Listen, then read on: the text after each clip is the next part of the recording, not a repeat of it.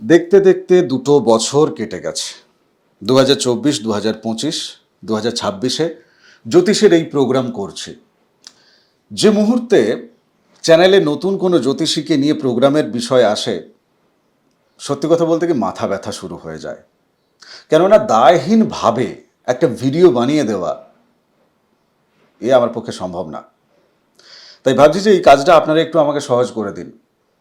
আপনার পরিচিত যে জ্যোতিষী, যাকে আপনি বিশ্বাস করেন, যিনি আপনার জীবনে উন্নতি এনে দিয়েছেন, যিনি আপনাকে সঠিক পরামর্শ দিয়েছেন আপনার বিপদের সময়, আপনি সেই জ্যোতিষীর নাম, ফোন নাম্বার আমাকে হোয়াটসঅ্যাপ করুন। সেই জ্যোতিষীকে নিয়ে এই চ্যানেলে আমি প্রোগ্রাম করব, আমি চেষ্টা করব। তবে আজকে যে প্রোগ্রামটি আপনার জন্য আছে, চলুন সেটা আপাতত দেখে নিন। নমস্কার, নর্মদেহার শিবকুণ্ডা মা নর্মদাকে প্রণাম জানিয়ে শুরু করছি আজকের এই আলোচনা। আজকের আলোচনা 2026 সালের মে মাসের মাসিক রাশিফল নিয়ে। গোবিন্দদা, একটা মানুষের জীবনে এই মকর রাশি, মকর লগ্নের মানুষের জীবনের কথাই আমি যদি দেখি আর কি, সেই জায়গা থেকে এনাদের যে গতি প্রকৃতি, এত কমেন্ট এনাদের দেখেছি আমি এত মাস ধরে। তারপরে ধরো যে জন্মছকগুলো তুমি দেখেছো, হ্যাঁ, সেই জায়গাগুলো দেখেছি, এনাদের জীবনের যে গতি প্রকৃতি, কোথাও থেকে একটা কর্মী কর্মী ব্যাপার থাকতে হয়, না চাইলেও কর্মী হতে হবে। মানে সে খানিকটা কাকের মতো, কাকের মতো, মানে কাকের ডাক শুনে মানুষ বিরক্ত হবে, কিন্তু আবার পচা ইঁদুরটা পড়ে থাকলে মনে মনে সেই মানুষটাই আবার ভাবছে, আরে আজকে কাকটা এলো না কেন, দুটো ভাত ছড়িয়ে দিই, ভাতের লোভে হয়তো কাকটা চলে আসবে আর ওই পচা ইঁদুরটা তুলে নিয়ে চলে যাবে। তো মকর লগ্নের বা মকর রাশির মানুষদের জীবনের এই জায়গাগুলো আছে। আজকের এই জায়গায় আলোচনায় আমি অনেকগুলো জায়গা তোমার কাছ থেকে জানার চেষ্টা করব মে মাসের নিরিখে। এবং আমি আপনাদেরকেও এক্ষেত্রে জানিয়ে রাখি, জীবনে দুঃখ, যন্ত্রণা, কষ্ট, লোকে ঠকিয়ে দিচ্ছে, এইসব বলে লাভ নেই। এর সমাধান করতে হবে, এর সমাধান করতে হবে। আপনার কাছে জীবন একটা, তো এই একটা জীবনে একটা মানুষকে তার আর্থিক দিকটাও দেখতে হবে, কতটা খরচ হবে, কতটা সঞ্চয় হবে, কোনো রোগ জ্বালায় উনি পড়ে যাবেন কিনা, পরিবারের কেউ রোগ জ্বালার দিকে চলে যাচ্ছে কিনা, আপনি নতুন কোনো চাকরি বাকরির যে জায়গা, সেই জায়গাটা আপনার জীবনে কোনো সুযোগ আছে কিনা, এবং আপনারা কমেন্ট বক্সে যে কমেন্টগুলো করে রেখেছেন, এই সমস্ত বিষয়কে আজকের এপিসোডে আমি উত্থাপন করব। আমি কিন্তু তোমার কাছে উত্তর চাইবো এই জায়গা থেকে। একেবারে প্রথমে আমার তোমার কাছে যেটা প্রশ্ন, মূলত পারিবারিক জায়গায় মকর লগ্নের মানুষদের, মকর রাশির মানুষদের আমি জীবনযাপনের ক্ষেত্রে দেখেছি যে তাদের ওই জায়গাটা একটা দুঃখ, যন্ত্রণা, ব্যথা, বেদনার জায়গা থাকেই থাকে। একটা মান অভিমানের পালা থাকেই থাকে পারিবারিক জায়গায় এনাদের। যেমন ধরো আবার পারিবারিক জায়গায় তোমার বৃশ্চিকের ক্ষেত্রে, যদিও বৃশ্চিকের আলোচনা নয়, আমি প্রসঙ্গক্রমে জাস্ট উল্লেখ করছি। তো মকরের ক্ষেত্রেও এই যে পারিবারিক জায়গায় এখন ওনাদের চতুর্থ ঘরে রবি, বুধ, মঙ্গলের যে সন্নিবেশ হচ্ছে, মে মাসে ঠিক কি পরিস্থিতি তৈরি হচ্ছে দাদা? আচ্ছা, প্রথমে একটু বলে নি। হ্যাঁ, প্লিজ। পরিবার মানে ব্যাপারটা এরকম নয় যে আমি মানে আমার পরিবার। আমার পরিবার হতে পারে আমার সাথে বাবা, মা, ভাই, বোন সবাইকে নিয়ে তো পরিবার। প্রথমে মে মাসের 12 তারিখ পর্যন্ত ভাইয়ের সাথে একটা সমস্যা তৈরি হবে।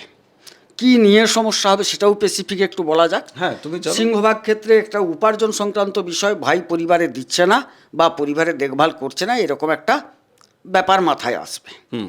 সেখান থেকে ভাইয়ের সাথে একটু সম্পর্ক বা কথা কাটাকাটি হলো, তারপর ভাই 12 তারিখের পর পরিবারের দেওয়ার জন্য চুক্তিবদ্ধ হচ্ছে।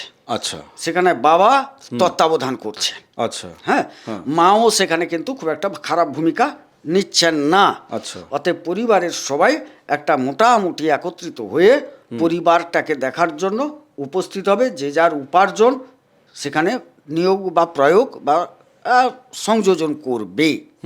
এটা হচ্ছে 12 তারিখের পর থেকে। বেশ। আচ্ছা, এই 12 তারিখের থেকে 15 তারিখ পর্যন্ত উনাদের বাবা, হ্যাঁ, পিতা বা মাতা, কিছু একটা প্রাপ্তি ঘটবে উনার পরিবারের, পরিবারগতভাবে উনারা হয়তো সেটা পরিবারে বাবা আর কাকে দেবেন বা মা কাকে দেবেন, তবে বেশিরভাগ ক্ষেত্রে প্রাপ্তিটা বাবার ক্ষেত্রে কিঞ্চিত ঘটার সম্ভাবনা আছে। হয়তো কোথাও একটা ফিক্সড ডিপোজিট করে দিয়েছিলেন, অনেক দিন হয়ে গেছে, ফিক্সড ডিপোজিটটা ম্যাচিওর করলো, বা তার কোনো পিতৃ সম্পদ, উত্তরাধিকার সূত্রে প্রাপ্ত সম্পদ আটকে ছিল, সেটা প্রাপ্তির সম্ভাবনা, কিছু একটা গোপন গুপ্ত কিছু প্রাপ্তির সম্ভাবনা, এইগুলো কিন্তু তার পরিবারে দেখা যাবে। না, পরিবার পেল, হ্যাঁ। কিন্তু পরিবারের জায়গা থেকে আমি স্পেসিফিক আরও যাচ্ছি জায়গাটায়। ধরো মকর লগ্ন, মকর রাশি জাতক জাতিকা, তিনি পরিবারের জায়গা থেকে জায়গা জমির ভাগ বাটোয়ারা বা তার, তুমি যেহেতু পিতৃ সম্পদ একটা, মানে পিতা তার পিতার হয়তো সম্পদ পাবে ইত্যাদি ইত্যাদি, যে জায়গাটা উস্কে দিলে, তো তার ভাগ উনি কি পাবেন, মানে ওনার জীবনে এই মুহূর্তে যারা দেখছেন মকর লগ্নের, তাদের জীবনে কি কিছু প্রাপ্তি ঘটছে? হ্যাঁ, এই জায়গাটায় যেহেতু একটা আলোচনা, একটা দ্বন্দ্বের মাঝখান থেকে পরিবার একত্রিত হচ্ছে, তো যে যার অংশীদারিত্ব বা যে যার কাজ বা দায়িত্ব সব কিছু বলছি, একটা বুঝে নেওয়ার ব্যাপার থাকবে। তবে মূলত কিন্তু এখানে যে সেপারেশনের ব্যাপারটা, বরং 12 তারিখ পর্যন্ত একটা লিটিগেশন থাকলেও 12 তারিখের পর সবাই একটা মিলিজুলি ভাবে কিছু করার মানসিকতা তৈরি করবে। আচ্ছা, এখানে একটা প্রসঙ্গ আমাকে তুলতেই হবে। আমি আপনাদের কমেন্ট বক্স দেখি অনেকে আপনারা লেখেন যে কই আমার সাথে মিলছে না। আমি মেলানোর ঠেকা নিয়ে বসে নেই এখানে, একদম ঠেকা নিয়ে বসে নেই। এই কারণেই, কেননা আপনার ব্যক্তিগত জন্মছক এবং সেখানে দশা অন্তর্দশা কী চলছে সেটা একটা বিষয়। আমরা যেমন এই যে পিতা পিতা নিয়ে আলোচনা করছি, পরিবার নিয়ে আলোচনা করছি, এই মুহূর্তে বহু মকর লগ্ন মকর রাশির জাতক জাতিকা পরিবার ছেড়ে তিনি 3-4 বছর বাড়ির থেকে দূরে আছেন। তার কারোর বাবা দেখা গেছে গত হয়েছেন, তো সে বলবে আমার ক্ষেত্রে মিলছে না, তো ওই মেলামিনির ঠাকাটা নিয়ে এই কারণে। আপনার কোন গ্রহ খারাপ আছে সেই কারণে আপনি, আপনার পিতা থাকা সত্ত্বেও আপনার মাথার উপরে ছাদ নেই, আপনাকে নিজের ছাদ নিজেকে বানিয়ে বানিয়ে চলতে হচ্ছে। আপনি বরং তার সলিউশন করতে চাইবেন কি? সেই সলিউশন যদি আপনি করতে চান, আপনি যদি আপনার নিজের জীবনে যদি এই জায়গায় যত্নশীল হন, তাহলে আপনাকে জ্যোতিষ বিচারের মাধ্যমে, আমরা একমাত্র জ্যোতিষী আছি পৃথিবীতে, বেঁচে আছি তা তো নয়, বহু জ্যোতিষী আছে। এর আগে দেখা যাবে আপনারা কোথাও না কোথাও যাকে দেখিয়েছেন, আপনার যাকে ভালো লাগে আপনি সেই জ্যোতিষীকে দেখান, আপনি সেই সলিউশনটা চান। যেমন আমি এখন গোবিন্দদার কাছে চাইবো, যারা ভাবছে যে না গোবিন্দদার সাথে যোগাযোগ করবে, তো কেন যোগাযোগ করবে, গোবিন্দদা কী সলিউশন দেবে এক্ষেত্রে? প্রথমে হচ্ছে, হ্যাঁ, এটা তো চতুর্থ ঘর গেল। তুমি কমেন্টে দেখবে প্রথমে লেখায় মকর রাশির মনে হয় কোনোদিন সুখ নেই। কথাগুলো কি জানো, ঈশ্বরের যদি পূর্ব কথা বলো, অতীতের কথা বলো, তিনি খুশি হন। মানুষের যদি অতীতের কথা বলো, তিনি বড় কষ্ট পান। প্রথমে জানতে হবে আপনি মকর রাশিতে জন্মগ্রহণ করেছেন কেন। বোঝা গেল? মকর রাশিতে জন্মেছেন, এটা যদি খুব কঠিন ভাষায় বলি শুনতে বড় খারাপ লাগবে। এক কথায় মিষ্টি আকারে যদি বলি, আপনার কর্মফল। বলে এটা আবার কি, কর্মফলে তো সবই পাচ্ছি। তো মকর রাশিতে জন্মটা আপনার কর্মফলে এই কারণে, তুমি একটু শুরুটা করছিলে যে এদের পরিশ্রমমুখী, পরিশ্রম করতে হয়। আরে বাবা, গত জন্মে তুমি ফাঁকি দিয়ে এসেছিলে, সেটা কেন ভাবছো না? সেটা ভাবো। এই যে শনিদেব, মানে আমাদের যে দ্বাদশ গ্রহ আছে তার মধ্যে, 9টি গ্রহ আছে তার মধ্যে একমাত্র শনিদেব, তাকেই ডিপার্টমেন্ট দেওয়া হয়েছে তুমি কর্মফলটা দান করবে, অন্য কাউকে দেওয়া হয়নি। কিন্তু কর্মফলদাতা শনি, তাইলে তিনি নিজের দায়িত্বটা নিজে কাঁধে তুলে নিয়েছেন। তুমি আগের জন্মে কর্মে ফাঁকি দিয়েছিলে বলে এই জন্মে তোমাকে প্রচুর পরিমাণে খাটতে হবে। বলে পূর্ব জন্ম তো তুমিও জানি না, আমিও জানি না, কেউ তো জানি না, কিন্তু কিছু কিছু জিনিস তো আমাদের ভাবতে হয়, বুঝতে হয়, দেখতে হয়। না জানি না তো, এই তো জন্ম ছক দেখে এইখান থেকে পরিষ্কার বোঝা যাবে যে পূর্বজন্ম বোঝা আচ্ছা, যাবে। কেন এত রাশি থাকতে থাকতে কেবলমাত্র এই যে মকর, তুমি দেখবে তাদের অধিক পরিশ্রম করতে হয়, অধিক পরিশ্রম করবে, তার তুলনায় উপার্জন কম, মানুষ তাদের খাটিয়ে নেবে, মানুষ তাদের ঠকিয়ে দেবে। এই যে ঘটনাগুলো চলছে, তুমি আগের জন্মে ঠকাওনি, তুমি একজনের বাড়িতে লেবার গেছিলে, সোজা কথা, তুমি ততক্ষণ কাজ করেছিলে যতক্ষণ পর্যন্ত মালিকটা কাছে বসেছিল। মালিক যেই বাড়ি চলে এলো তোমার জলখাবার আনতে, তুমি কিন্তু বেশ সুন্দর সেখানে আইলে বসে গেছিলে, দিয়ে দেখছিলে মালিক আবার যদি মুখটা বের করে গলির ফাঁকটায়, তখন আমি নুয়ে পড়বো। তো তুমি সেখানে ফাঁকি দিয়ে পয়সা কিন্তু তুমি কম নাওনি। কথাগুলো শুনতে খারাপ লাগবে, যেই মালিককে দেখেছো তুমি দেখছো, হ্যাঁ মানে তুমিও চোরা পদ্ধতি অবলম্বন করছিলে, যেই মালিক আসছে মনে হচ্ছে ফট করে নুয়ে পড়ে সেই আইলের ধারে কিছু একটা শুরু করলে মালিক দেখলো হ্যাঁ কিছু একটা করছে, কি করছে তুমিও জানো না, কি করছো সেও জানে না। যাই হোক, তারপর পয়সা নেওয়ার সময় ইনিয়ে বিনিয়ে প্রচুর পরিশ্রম, প্রচুর ঘাস, জানেন না সে কী কষ্ট, নখ ব্যথা হয়ে গেল, হাঁটু ছিঁড়ে গেল, গল্প বলে আরও বরং 5 টাকা তুমি বেশি নিয়েছো, এই জন্য তোমাকে ভোগ করতে হবে না, তুমি লোককে ঠকিয়ে এসছো। হ্যাঁ, না না, কর্মফলের জায়গা থেকে আমরা সবাই বাঁধা। আমার বক্তব্য যেটা ছিল সেইটার উত্তরটা আমি চাইছি। হ্যাঁ, বলো। যে এই যে পিতার সাথে যে সম্পর্কের যে জায়গাটা বা পরিবারের সাথে যে জন্মছকে কোন কোন গ্রহ এক্ষেত্রে দায়ী, যাকে ঠিক করলে পরে উনি বরং সময় নষ্ট না করে ওনার জীবনে সেই প্রাপ্তিগুলো বা সংশোধনগুলো, প্রায়শ্চিত্তগুলো করতে পারবেন। বুধ আর রবি। বুধ আর রবি, হ্যাঁ মূলত। আচ্ছা, বুধ ধরো কোথায় বসে থাকলে সেটা খালি চোখে দেখে বোঝা যাবে যে না এটাকে ঠিক করার দরকার আছে, হ্যাঁ, বা রবি কোথায় বসে এক থাকলে? কথায় বলি, সাধারণত অষ্টম দ্বাদশ হচ্ছে সবচেয়ে ক্ষতিকারক জায়গা। বেশ, হ্যাঁ, এবারে দেখা যাচ্ছে কোনো কারণে দ্বিতীয় আর সপ্তমে যদি বসে থাকেন এবং সেখানে একটু তারা বিচার করার দরকার আছে, সেখানেও নিরূপণ করা যায়, কারণ প্রকৃত মারক জায়গাটা হচ্ছে দ্বিতীয় এবং সপ্তম ঘর, কথাটা বুঝলে। আর বুধ এবং রবি বললাম, এর যদি কারণ জানতে চাও বলে দিচ্ছি, না হলে এক না না, কথায় বলে তুমি দিচ্ছি। কারণ বলে দাও। কারণ বলছেন হ্যাঁ, এখানে ছোট্ট করে। নবমপতি হচ্ছে কে বুধ, আর রবি হচ্ছে প্রকৃতপক্ষে পিতৃকারক গ্রহ, তাইলে এখানে আমাকে বুধকে ধরতে হবে নবমপতি হিসেবে, পিতৃকারক গ্রহ হিসেবে আমাকে রবিকে এখানে ধরতে হচ্ছে। তাইলে বুধ রবির কম্বিনেশনটাকে দেখতে হবে, কোথায় আছে, কিভাবে আছে, হ্যাঁ নবতারা চক্রের কোথায় আছে, সব অবস্থানগুলো বিশ্লেষণ করতে হবে, তার ডিগ্রি কি আছে, কোন কোন গ্রহের দৃষ্টি আছে, কোন ভাবে আছে, সেগুলোকে তো ভাবতে হয় না। মানে এক কথায় যদি বলি যে মোটামুটি ধরো তুমি ওই অষ্টম ঘর আর দ্বাদশ ঘর এই দুটো জায়গায় যদি জন্মছকে আপনার বুধ এবং রবি একত্রে না হোক বা আলাদা আলাদাভাবে যদি তারা থাকে, ধরুন রবি আছে অষ্টমে, বুধ আছে আপনার দ্বাদশে, তো সেক্ষেত্রে অন্তত রেডারের মধ্যে চলে এলো যে বোধহয় একে ঠিক করতে হবে। হ্যাঁ। এছাড়াও আরও ভেতরের অনেক কিছু ব্যাপার আছে, কম্বিনেশন আছে। আমি নেক্সট প্রশ্নে চলে যাই। এই মে মাসের নিরিখে নতুন কোনো কর্মপ্রাপ্তি বা নতুন কোনো কর্ম, সেটা সরকারি বা বেসরকারি জায়গা থেকে প্রমোশন, যারা অলরেডি কাজ করছেন তাদের প্রমোশন, প্রাপ্তি আর প্রমোশন, এই দুটো জায়গা প্লিজ একটু। প্রথমত প্রাপ্তির যোগও দেখতে পাচ্ছি। হ্যাঁ, কম কোন বেশি কোন করে সেক্টরগুলো একটু বলে যাবে? একটু বলে যাচ্ছি। তো প্রথমে বলি, মোটামুটি রবি বুধ এক ঘরে আসছেন পঞ্চমে, হ্যাঁ যারা কর্ম করছেন এক কথায় তাদের ক্ষেত্রটা খুব একটা খারাপ যাবে না, তাদের একটা প্রতিষ্ঠা যোগ বা উন্নতি যোগ দেখা যাচ্ছে। এবারে প্রাপ্তির কথাটা বলি, প্রাপ্তির ক্ষেত্রে বিশেষ করে দশমপতি ষষ্ঠে প্রবেশ করে যাচ্ছেন 15 তারিখ, 15ই মে থেকে একটা প্রাপ্তি যোগ দেখতে পাওয়া যাচ্ছে কর্মক্ষেত্রে, বিশেষ করে শিক্ষকতা জাতীয় জায়গা প্রাপ্তির ক্ষেত্রটা বলছি। হ্যাঁ, বৃহস্পতি শুক্রের কম্বিনেশনটা হচ্ছে, তো মানে সরকারি চাকরি বাকরি অনেকে পাওয়ার সম্ভাবনা আছে, হ্যাঁ, অনেকে হয়তো পাচ্ছেন ওই। হ্যাঁ কিছুটা পাওয়ার যোগ আছে, কিন্তু 15 তারিখের পর, 15 তারিখের পরে। আচ্ছা, বেশ, একটা নতুন কর্মপ্রাপ্তি যোগ। আর বেসরকারি জায়গায় দাদা? বেসরকারি জায়গাটা বেশ কিছুটা আছে, বেসরকারি জায়গায় আপনারা যোগাযোগ করতে পারেন, এই কারণে ওখানে দ্বিতীয় রাহু বসে আছে, রাহুর একটা দৃষ্টি যেরকম দশমে আছে সেরকম ষষ্ঠে আছে, ভালো করে এই কম্বিনেশনটা বুঝে নাও। হ্যাঁ, বলো বলো।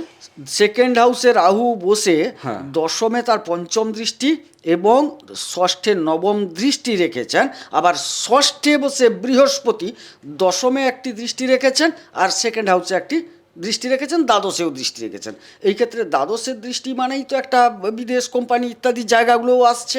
হ্যাঁ, আর কর্মক্ষেত্রে যেহেতু ষষ্ঠ দশম কানেকশন, সেখানে সরকারি ক্ষেত্র বেসরকারি ক্ষেত্র দুটো কানেকশনই দেখা যাচ্ছে। বেশ, মানে যারা নতুন কর্মে যোগ দিতে চাইছেন বেসরকারি ক্ষেত্রে, সরকারি ক্ষেত্রে যারা যোগ দিতে চাইছেন তাদের নিশ্চয়ই আগে পরীক্ষা আপনারা দিয়ে রেখেছেন, রেজাল্ট অনেকের হাতে পৌঁছে গেছে, অনেকের রেজাল্ট কিন্তু হাতে এখনও পাননি, আপনারা লিস্ট এখনও বেরোয়নি।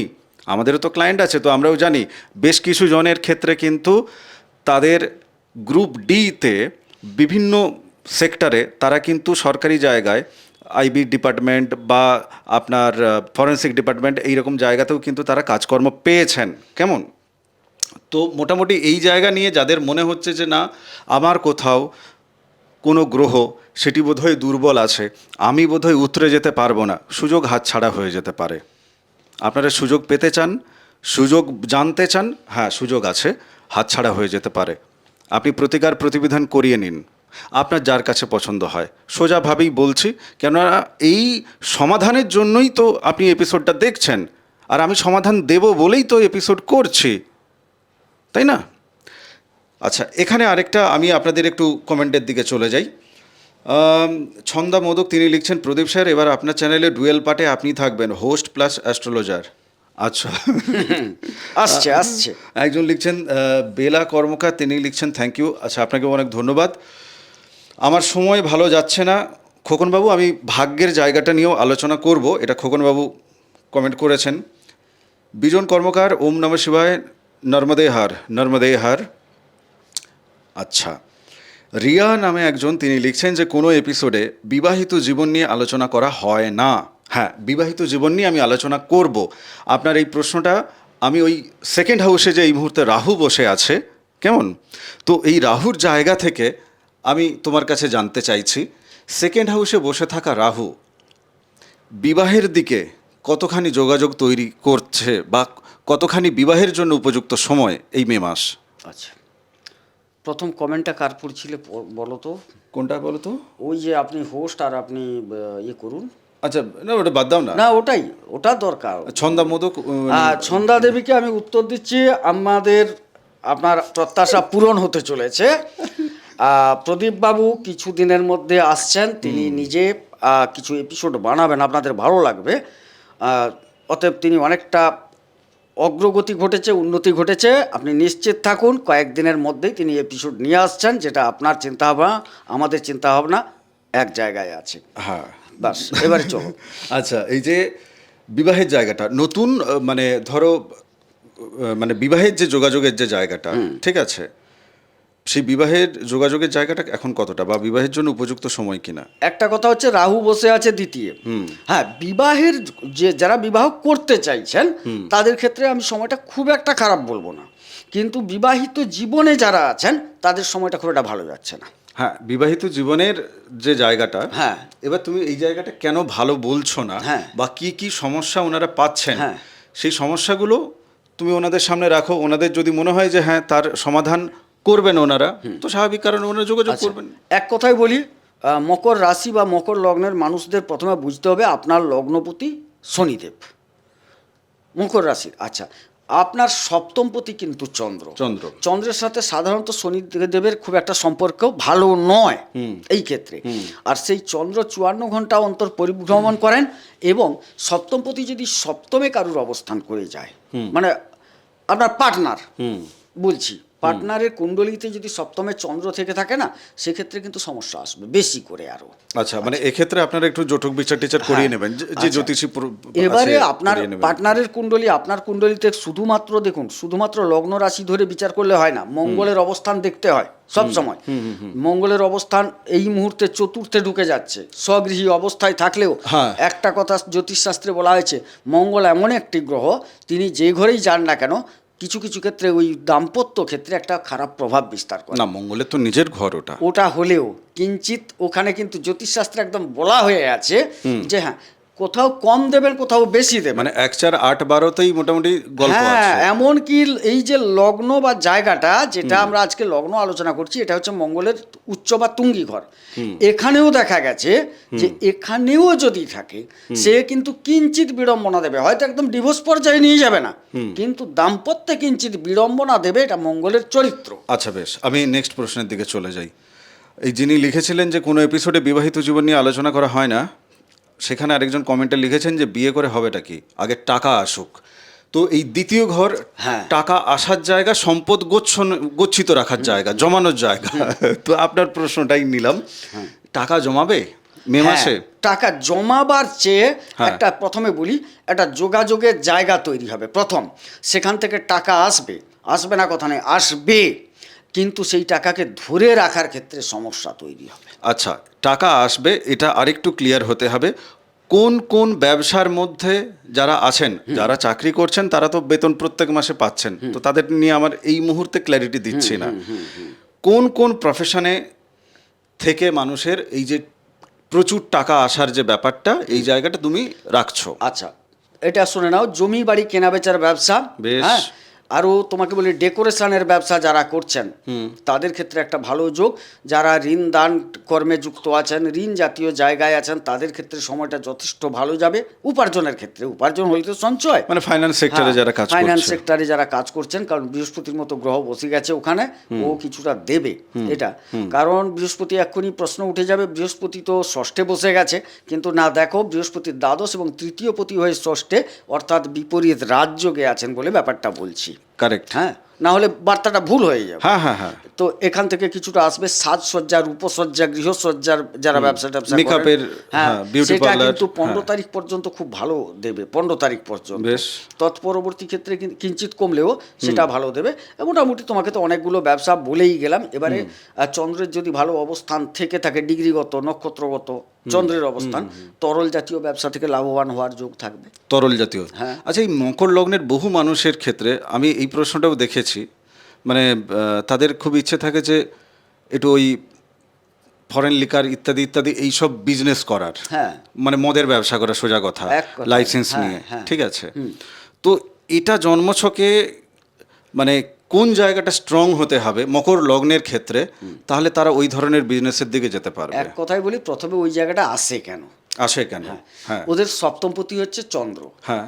চন্দ্র হচ্ছে তরলের কারক গ্রহ, যদি লগ্ন হিসেব করি আমি। হ্যাঁ, হ্যাঁ। রাশি রাশি হলেও তো সেই সপ্তমপতি সে। হ্যাঁ, হ্যাঁ, হ্যাঁ, আচ্ছা, চলো, চলো, চলো। তরলের ব্যবসার দিকে বেশি ঝোঁকটা যাবে। হ্যাঁ। তরলের মধ্যে এটি একটি পড়ছে। হ্যাঁ। আর বাকি যদি রাহুর কোনো সান্নিধ্য সেখানে থেকে যায়, সপ্তমে, হ্যাঁ, হ্যাঁ। সপ্তম কেন, সপ্তমের সাথে এই চন্দ্র বসে গেল রাহুর নক্ষত্রে, রাহুর দৃষ্টিতে থাকলো, বিভিন্ন রকম তো থাকে। হ্যাঁ, সেই জায়গায় দেখা যায় ওনাদের এই যে ফরেন লিকারের চিন্তা ভাবনাটা বেড়ে যায়। এবং সেই রাহুর অবস্থানটাও যদি শক্তিশালী থাকে, ভালো থাকে, হ্যাঁ, দেখা গেলো ভালো বলতে দেখা গেলো সম্পদ তারাই বসে গেছে। তাহলে সম্পদ দেবে। তাইলে সম্পদ দেবে। আচ্ছা, তুমি এই ধরো এই যে দ্বিতীয় রাহু বসে আছে, হ্যাঁ। যাদের নেশার একটা মানে ধরো কি বলবো, প্রচন্ড পরিমাণে নেশাগ্রস্ত অবস্থায় তারা ঢুকে পড়েছে, নেশা কেটে বেরোবে কি করে? এই মুহূর্তে দেখো রাহু বসে আছে মানে তো ও তো খাদ্যদ্রব্যের উপর প্রভাব ফেলছে। ঠিক। এখানে আমরা এক কথায় বলতে গেলে অন্যরকম হয়ে যাবে। যখন দেবতারা এটা পান করেন, তখন সেটাকে বলা হচ্ছে সোমরস, হ্যাঁ সোমরস সম্ভবত। তারপরে আমরা বলছি কি মদ। আর অসুরেরা খেত সোমরস, সত্যি, ঠিক কথা। মানে বিবিধ নামে এটাকে ভাগ করা হয়েছে। তবে কি হচ্ছে জানো, খাবার ভাগ আছে, উপাদানের ভাগ আছে। উপাদানের ভাগ অনুসারে সেটা বিভিন্নভাবে হয়। যেরকম চণ্ডীতে সম্ভবত এক জায়গায় বলা হয়েছে, হ্যাঁ, তিষ্ট তিষ্ট খরং মূঢ় যাবৎ মধু পিবম্মাহম। অর্থাৎ সেখানে বলছেন মা কালী যে তুমি কিছুকাল অবস্থান করো, আমি একটু পান করে আসি। হ্যাঁ, কি পান করছেন? এখানে মধু অর্থে সেখানে আমরা যে পুজোর আচারে যেটা ব্যবহার করি, এখন সরাসরি অনেকে মদ লাগিয়ে দিচ্ছে, কিন্তু প্রকৃতপক্ষে সেটা উল্লেখ নয়। নারিকেলের জলের সাথে আদা আর মধু মিশিয়ে বিষয়টাকে তৈরি করতে হয়। এখন বোতল শুদ্ধ চলে এটা যাচ্ছে। হচ্ছে দেবতাদের জন্য। হ্যাঁ, এবারে যাই হোক, এখন কি হচ্ছে, অপভ্রংশ হয়েছে।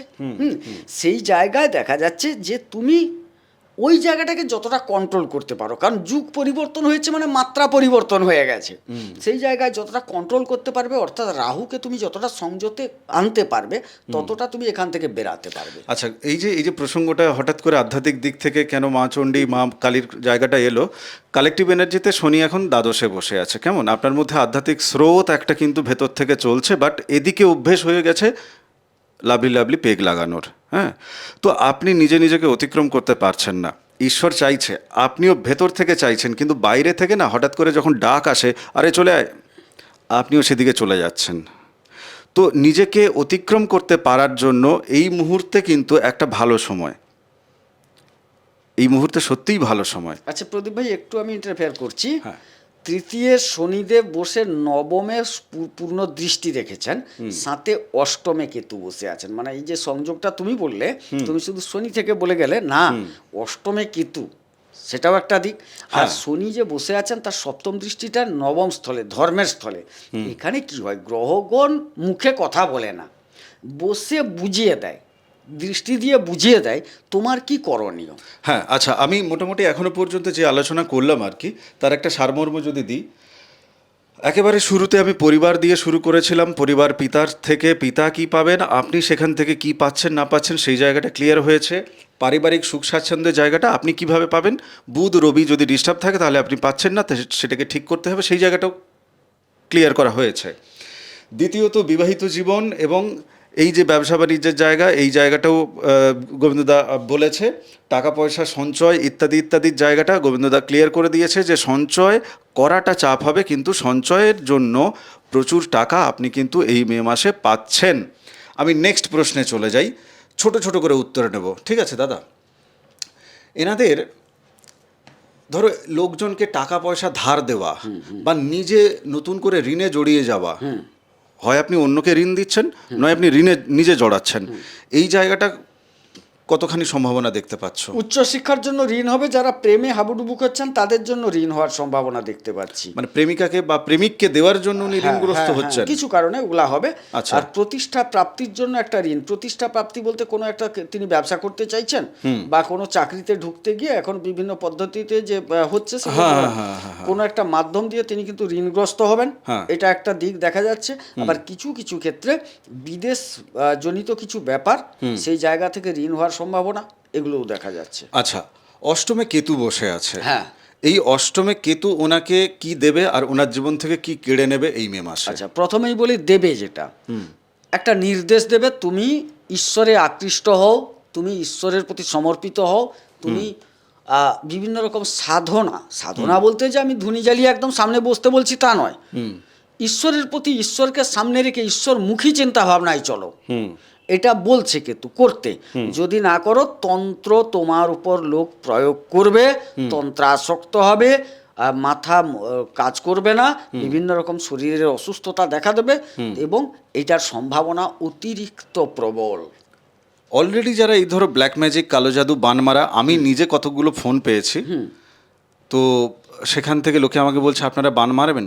এই আমি এর আগে একটা তন্ত্রের এপিসোড করেছিলাম আর কি, হ্যাঁ, তো সেই এপিসোডে আমার ভুল করে ফোন নাম্বারটা দেওয়া আছে, আরেকজনের ফোন নাম্বার দেওয়া আছে, তো সেখান থেকে আমার কাছে ফোন এসেছিলো।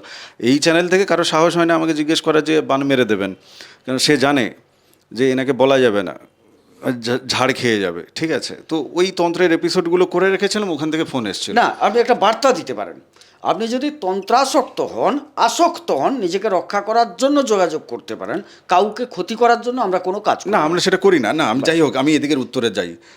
সেটা হচ্ছে যে ধরো এই যে কালো জাদুর অলরেডি যাদের উপর হয়ে আছে, তারা বেরোনোর জন্য গ্রহ সাপোর্ট দেবে কিনা। ধরো এখন যদি প্রতিকার করে, আমি একদম সোজাসুজি বলছি, ধরো আমাদের সাথে যোগাযোগ করলো, আমাদের কাছ থেকে প্রতিকার আমরা দিলাম তাকে, গ্রহগত সাপোর্ট আমরা পাবো? গোচর কালেকটিভ এনার্জি কি বলছে? আচ্ছা, কেতু এখন প্রচন্ড শক্তিশালী। হ্যাঁ, কথা হচ্ছে কি জানো ভাই, একটু বুঝিয়ে বলি ব্যাপারটা, না, তুমি না হলে বলো এখানে এটা। ভুল বার্তা যাবে। তোমার পায়ে যদি তাড়াতাড়ি। কাঁটা ফুটে, তুমি সেই কাঁটাটা বার করার জন্য না, তার চেয়ে আরো একটু বড় ধরনের কাঁটা বা শক্তিশালী কাঁটা ব্যবহার করতে হয়। বুঝতে পেরেছো? এক কথায় বলি, সমাধান করা যাবে, তন্ত্র কিন্তু আরো শক্তিশালীভাবে প্রয়োগ হবে। ঠিক শক্তিশালীভাবে কাজ করলে এদেরকে কিন্তু ঠিক করা যাবে। সোজা কথায় আমি জিজ্ঞেস যেটা করলাম যে মোটামুটি গোচরের জায়গা থেকে এখন যা আছে, যে নক্ষত্র পেয়ে আছে কালেকটিভ এনার্জিতে, মানে সেই জায়গা থেকে বেরোতে পারবে কি? হ্যাঁ, পারবে বলতে কি, মানে পারাতে আমরা পারবো হ্যাঁ কি? সেটাই হচ্ছে বলো। কথা। পারবে বলতে সে এতক্ষণ তাহলে আর যোগাযোগ করতো কেন, পারতো না কেন? আচ্ছা, বেশ। আচ্ছা, একজন কমেন্ট করেছেন যে কোনো গোল্ডেন টাইম নেই, সব ক্ষতি হচ্ছে। আচ্ছা, আরেকজন ভাগ্যের জায়গা থেকে প্রশ্ন করেছিলেন, ওই দুটো জায়গা থেকেই আমাকে একটু উত্তর দাও। ভাগ্যকে নিয়ে প্রশ্ন, মূলত যে যারা দেখছে যে তাদের ভাগ্য উন্নতি হচ্ছে না, ভাগ্য বিড়ম্বনা চলছে। ভাগ্যের ব্যাপারটা একদম ক্লিয়ার বলছি, শুনুন। হ্যাঁ, এক কথায় শনি তৃতীয় ভালো ফল দেন, পরিষ্কার, যে কোনো জ্যোতিষশাস্ত্র বলছে। সেখান থেকে তিনি ভাগ্যের উপর পূর্ণ দৃষ্টি রেখেছেন। নাম্বার ওয়ান, ভাগ্যপতি চতুর্থে অবস্থান করছেন রবির সাথে, যেটা মহাজুটি বলা হয়, বুধাদিত্য যোগ। শুধু বুধাদিত্য যোগটা যে এখানে শুধু চতুর্থে ঘটছে নয়, একই সঙ্গে একই দিনে পঞ্চমে যাচ্ছে। চতুর্থ আর পঞ্চম যে জায়গাগুলো, নবমপতি চতুর্থেও ভালো ফল দেন, পঞ্চমেও ভালো ফল দেন। বোঝা গেল? তাইলে এই মুহূর্তে যদি ভাগ্য আপনার না খোলে, তাইলে আর খুলবে না, আপনার কুণ্ডলিতে কোনো অসুবিধে আছে। আজকের এপিসোড আমি এখানেই বিরাম দিচ্ছি। আগামী এপিসোডে আবার আপনাদের সাথে দেখা হচ্ছে, কথা হবে, আপনারা কমেন্ট করতে থাকুন। আমি জানি যে আজকের এপিসোডে আমি অনেকগুলো কমেন্ট নিতে পারলাম না। এই যেমন ধরুন এখানে একজন লিখেছেন যে কালকে মার খেয়েছি, সম্মানও হারিয়েছি। এটা আমাদের মহাশক্তিশালী রবি সেই এপিসোডে গেছে মকর রাশির। হ্যাঁ, কমেন্ট যাদের পারলাম না পড়তে, পরবর্তী এপিসোডে অবশ্যই আপনাদের কমেন্ট নিয়ে আমরা আলোচনা করব, দাদার কাছ থেকে আমি উত্তর নেব। আপনি তপভূমি নর্মদা, মা নর্মদার মাহাত্ম্য কথা আলাদা এপিসোড করে রেখেছি, সেটা শুনুন। আর যাদের মনে হচ্ছে যে নিজের জীবনটাকে একটু গোছানো দরকার আছে, সময় বেরিয়ে যায়, আমরা কেউ অমরত্ব নিয়ে আসিনি। হ্যাঁ, নিজেকে গোছানোর দরকার আছে, নিজের ডেভেলপমেন্টের দরকার আছে, নিজের ফিনান্সিয়াল জায়গাটা একটু গোছানোর দরকার আছে, নিজের আধ্যাত্মিক জার্নিটা গোছানোর দরকার আছে। নিজের জীবনে আপনি শান্তি আনন্দের সাথে বাঁচতে চাইছেন, কিন্তু আপনাকে এমন একটা জায়গায় কাজ করতে হচ্ছে, সেখানে পলিটিক্সের শিকার হতে হচ্ছে। আপনি আলাদা এককভাবে বাড়ি বসে কিছু বিজনেস করলে আপনার জীবনে আপনি ডাল রুটি জুটে যাবে কিনা, উন্নতি আছে কিনা। যারা সিরিয়াস আছেন তারাই কেবলমাত্র যোগাযোগ করবেন, হোয়াটসঅ্যাপ করবেন কেবলমাত্র যে গোবিন্দবাবুর সাথে আমি কথা বলতে চাই। কেমন? নমস্কার, নর্মদে হার। নর্মদে হর।